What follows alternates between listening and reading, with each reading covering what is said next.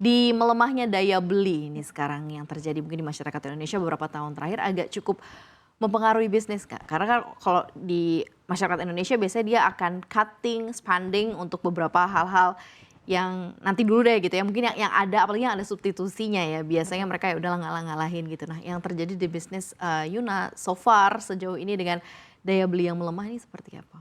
Kita melihat terutama di online market ya, Mhm. itu kita melihat ada traffic yang lumayan drop di kuartal 2 tahun ini sebenarnya. Mhm. Tapi kalau melihat performance sales dan penjualan kita, ini masih consistently terus positive growing.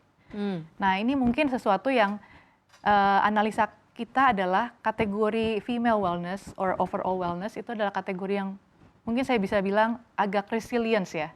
Di tengah kesulitan ekonomi atau situasi yang lumayan tough, kebutuhan untuk wellness kesehatan itu mereka mungkin nggak mau kompromi. Tapi dari sisi kita pun kita menambahkan beberapa strategi promosi, bukan yang membuat itu menjadi lebih murah, tapi memberikan value yang lebih dengan berbagai macam strategi promosi yang kita adakan, apakah itu di online ataupun di offline channel. Oke, ini kalau kita bicara mengenai value lebih nih, value lebih yang bentuknya nih seperti apa? Apa yang ditawarkan dari brand sendiri? Karena kalau kita lihat di kategori ini sebenarnya loyalitasnya sangat tinggi sebenarnya. Jadi mereka melihat value yang lebih besar, contohnya biasanya mereka akan selalu pakai produk ini setiap bulan. Biasanya mereka beli misalnya setiap bulan hanya 2 atau 3 box misalnya. Tapi kita berikan setiap pembelian 3 itu ada additional brand collab produk ataupun Oh, merchandise. oke. Dan berikutnya pun karena kita melihat ini kan setiap bulan mereka pasti akan berulang ya kebutuhannya. Jadi kita ada promosi yang setiap pembelian 6 atau even 12 dengan harga yang lebih murah sehingga value-nya itu lebih besar buat mereka. Oh, Gitu. oke.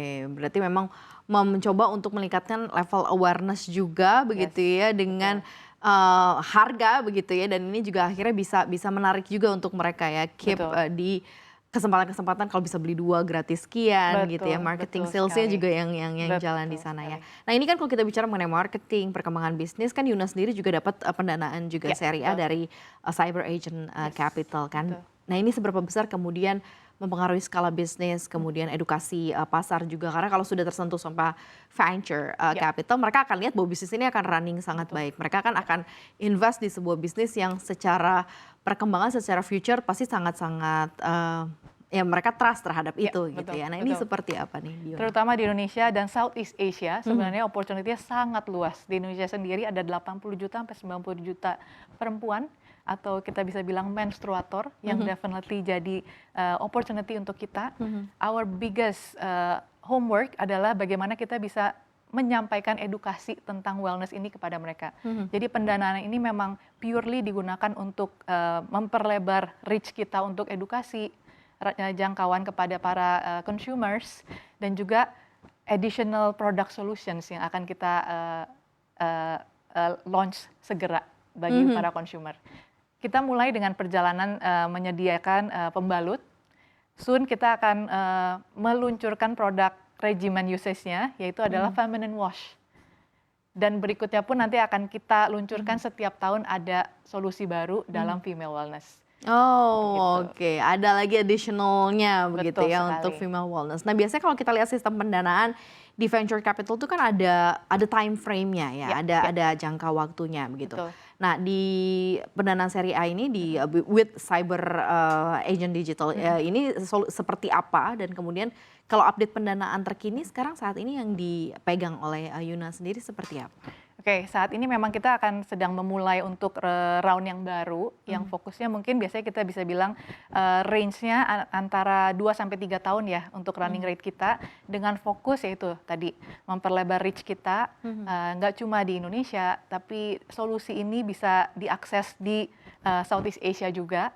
Dan juga yang kedua adalah memberikan solusi yang lebih banyak untuk produk baru kita. Oh, oke. Ya. Berarti pasar di luar Indonesia pun juga sekarang Betul. sudah dilirik ya? Yes, betul Oke, sekali. ini Southeast Asia udah bisa di-spill belum? Kayak misalnya daerah atau negara mana yang kalau Southeast Asia sih rata-rata sebenarnya secara cultures dan apa ya, dan udara, suhu kan hampir mirip-mirip kan Betul, ya. Berarti mungkin betul. permasalahannya juga sama Iya, gitu ya betul sekali. di antara perempuan-perempuan Southeast Ya, Asia. ya.